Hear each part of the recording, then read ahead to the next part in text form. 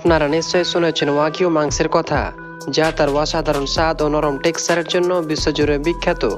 তবে কখনো কি ভেবে দেখেছেন এই মাংস এত দামি কেন? ওয়াগিউ গরুকে আসলে এমন কি বিশেষভাবে পালন করা হয়? আজকের ভিডিওতে আমরা জানব কিভাবে এই গরুগুলোকে এমন যত্নের সাথে পালন করা হয় যা তাদের মাংসের গুণগত মান অন্য সকল মাংসের চেয়ে একদমই আলাদা। ওয়াগিউ গরুগুলোকে মাংসের জন্য কিভাবে তৈরি করা হয়, পাশাপাশি তাদেরকে এমন কি খাবার খাওয়ানো হয় যার কারণে তাদের প্রতি কেজি মাংসের দাম প্রায় 32,000 টাকা পর্যন্ত হয়ে থাকে। এসব জানতে হলে ভিডিওটি শেষ পর্যন্ত দেখতে থাকুন। আর আপনি যদি এই চ্যানেলে নতুন হয়ে থাকেন তাহলে অবশ্যই চ্যানেলটাকে সাবস্ক্রাইব করে পাশে থাকা বেল আইকনে ক্লিক করুন। ওয়াগিউ গরু উৎপাদন পদ্ধতি খুবই যত্নের সাথে পরিচালিত হয়, যা মূলত তাদের মাংসের অন্যান্য গুণমান নিশ্চিত করার জন্য। এই গরুগুলোকে বিশেষ খামারে পালন করা হয়, যেখানে তাদের জীবনযাত্রা ও খাদ্য তালিকা অত্যন্ত নিয়ন্ত্রিত এবং সুশৃঙ্খল থাকে। প্রথমত, ওয়াগিউ গরুগুলোকে খুবই আরামদায়ক পরিবেশে রাখা হয়। তাদেরকে স্ট্রেস মুক্ত রাখতে নরম মেঝেতে রাখা হয় এবং তারা যথেষ্ট চলাফেরা করতে পারে।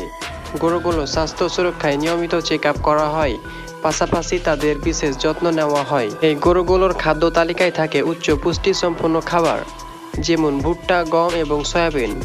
গরুর মাংসে মার্বেলিং উন্নত করতে তাদের উচ্চ ক্যালোরিযুক্ত খাবার খাওয়ানো হয়। কখনো কখনো খামারিরা গরুগুলোকে সঠিক পুষ্টি ও স্বাদ বাড়ানোর জন্য বিয়ারও খাওয়ায়।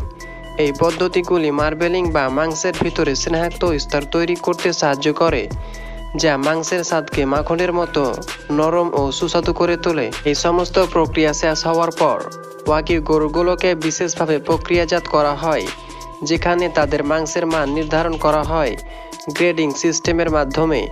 A5 গ্রেডের মাংসে সবচেয়ে উচ্চমানের হিসাবে বিবেচিত হয়, যা আন্তর্জাতিক বাজারে বিশাল চাহিদা তৈরি করে।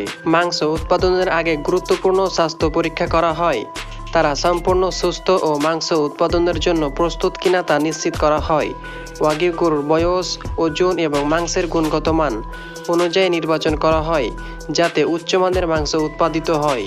গরুগুলোকে ফ্যাক্টরিতে নিয়ে আসার সময় তাদেরকে স্ট্রেসমুক্ত পরিবেশে রাখা হয়, কারণ এটি মাংসের গুণগত মানের উপর গুরুত্বপূর্ণ প্রভাব ফেলতে পারে।